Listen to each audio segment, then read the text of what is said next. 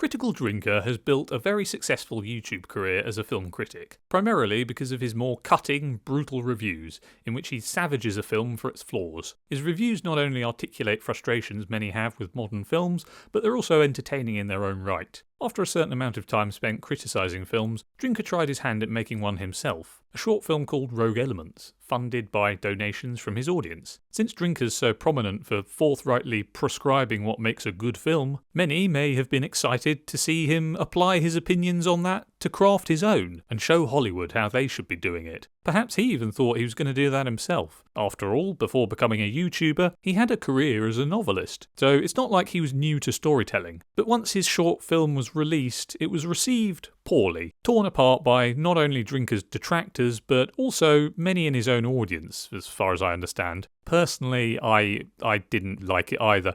I was interested to watch it, and I gave it a go, and I had to stop partway through. I just thought it was really bad. I just couldn't sit through any more of it. It was just awful. But and that's not to like rag on him, because I'm not like trying to be snarky or needlessly unkind about it. I got nothing against Drinker. I think he's a entertaining YouTuber, but got to call a spade sometimes, and that film was totally shit. So totally shit is a bit unfair. It had some redeeming characteristics to it, which I'll get into a bit later briefly. But overall, it wasn't good. It really wasn't good. I've skimmed through the whole thing to watch, little bits to the end, but I haven't watched the whole thing from start to finish. I can't do that. I'm not subjecting myself to that. I'm afraid it's just not worth it. But anyway, while Critical Drinker had success as a novelist, he'd never made a film before, and was perhaps a bit naive about the process, not really understanding the finer techniques needed to produce something high quality. After this big stumble, it would be natural for him to be embarrassed, demoralised, and to retreat from the filmmaking domain, back into what he's already good at, which is film reviews. But I think if he's actually passionate about making films of his own, he should make another one. Here are the reasons why. Before Rogue Elements, Critical Drinker was completely new to filmmaking. Most new independent filmmakers start off with something small that they're able to handle, and then build up to the bigger productions after gaining the experience necessary. But Critical Drinker jumped straight into producing something on a pretty big scale. A relatively expensive action short film with a large cast, lots of locations, and complex stunt scenes. I think lots of locations, although a lot of it might have been shot sort of around the same area, but like it looks like there are lots of locations, even though many of them all kind of look the same, but all very similar. But for his first film, he probably bit off more than he could chew. Whenever trying something new, you're not necessarily going to be good at it immediately. It takes practice. You need to iterate on experience, and now Critical Drinker has some pretty extensive experience in film producing, so he's well placed to learn from his mistakes on his first film, acting on the criticism he received for it to make improvements on a new one. Given he had no prior experience when making Rogue Elements, he would have been heavily reliant on the production company he was working with, no doubt following their lead on almost everything, and it seems like for certain aspects of the process they must have given him some pretty bad advice. So one improvement to make would maybe be not working with them again, but rather hiring a team more skilled. I don't know if that's entirely fair. I'm sort of casting aspersions there to a certain degree, but the film didn't turn out well, did it? And this was supposedly a professional production company making it. So if that's what they've produced, then, the results speak for their level of skill, I suppose. I mean, so it wasn't all bad, the film, but it had, overall, it just wasn't very good, was it? So, yeah, one improvement to make would be not working with them again, potentially, but rather hiring a team more skilled, who can advise him better. The camera work, cinematography, and stunts are not bad for the most part, but it's the actual storytelling and editing choices that let the production down. So maybe this production company, maybe the production company he did work with on this one would, he could work with them again for just the actual production side of it, like just the actual filming of it, and that could result in a relatively decent result at the end. But he would need to work with other people for all the other aspects. For the story, I'm specifically referring to the generic, dull nature of the plot and character interactions.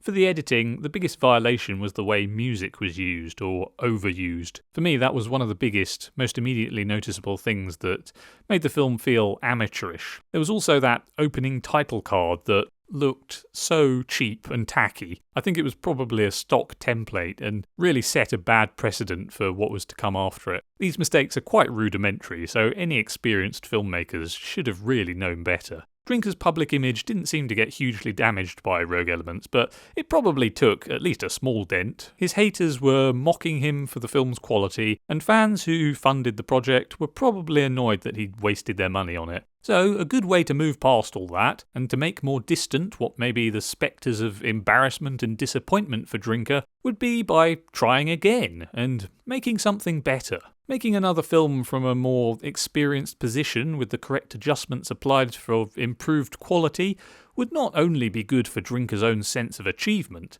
but would also be good for his public image, even in the eyes of his detractors, although most of them probably wouldn't admit it. But, it doesn't really matter necessarily, that last aspect, but it's still a sort of offshoot benefit. It's good to give people fewer reasons to attack you, isn't it, really?